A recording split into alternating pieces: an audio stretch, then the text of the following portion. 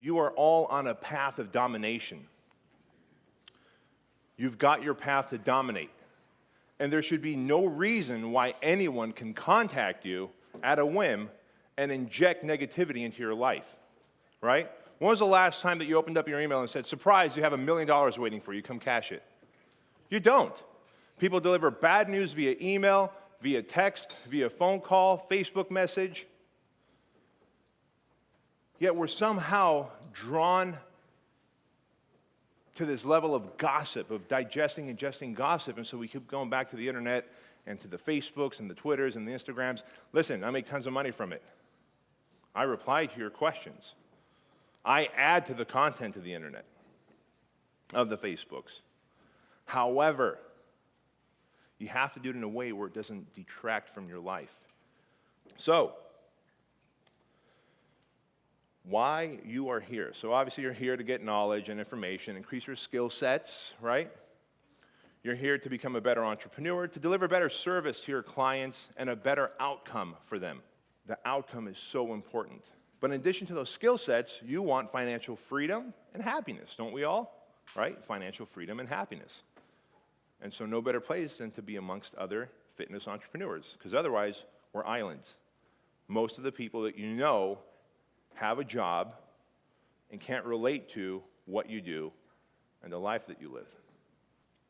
So before we get started, though, we've got to change your state. I'm a big believer in only working with people who are in the state of mind that I need them to be in so that they can absorb the information.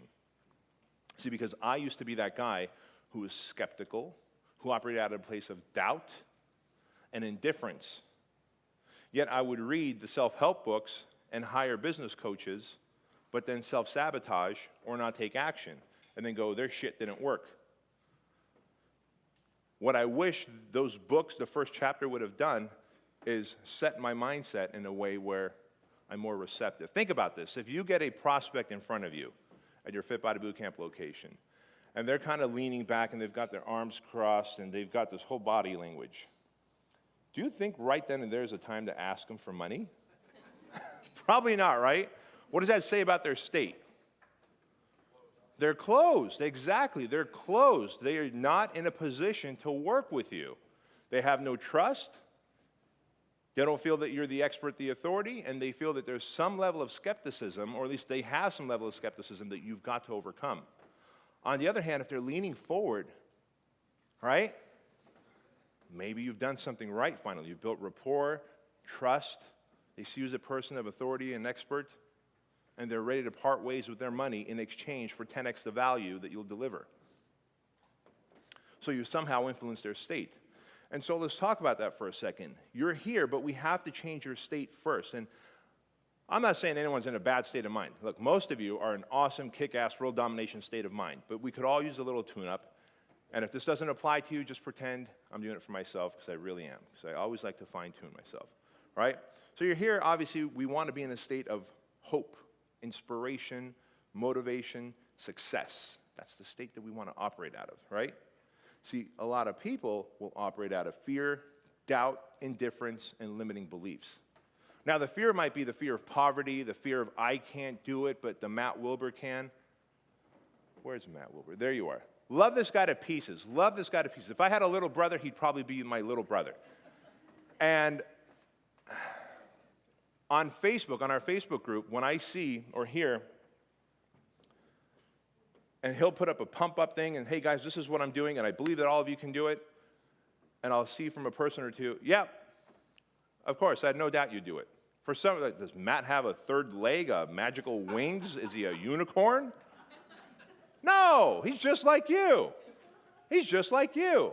Yeah, people just already have this, oh, well, of course you did it. Of course you're on pace for 1.2 million, Matt. All of us can do that. All of us can do that.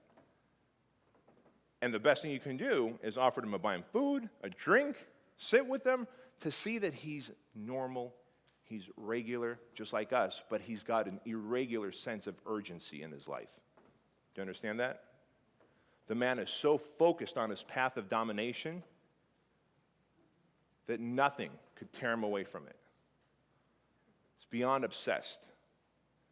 Yet obsession is a bad thing. Oh, you're obsessed with that. Yeah, I'm obsessed with success. I'm obsessed with money because money is a vehicle to freedom. So, of course, the doubt and the indifference factor, man, I got to tell you, don't be indifferent. Always make a decision, no matter what. Because believe it or not, I promise you this, those tiny little, because you might be thinking, well, whoa, listen, I'm indifferent on the little things, but I am decisive on the big things. I will call bullshit on that.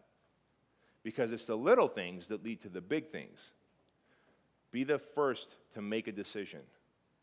See, but now that doubt in the head goes, but what if it's the wrong decision? That's okay. Because when you make a decision and you realize it's the wrong decision, you can course correct. If you are indifferent, you are literally saying, I'm a drifter. And wherever the current or the wind may take me. And others decide for you. See, indifference is really making a decision. It's letting circumstance decide for you.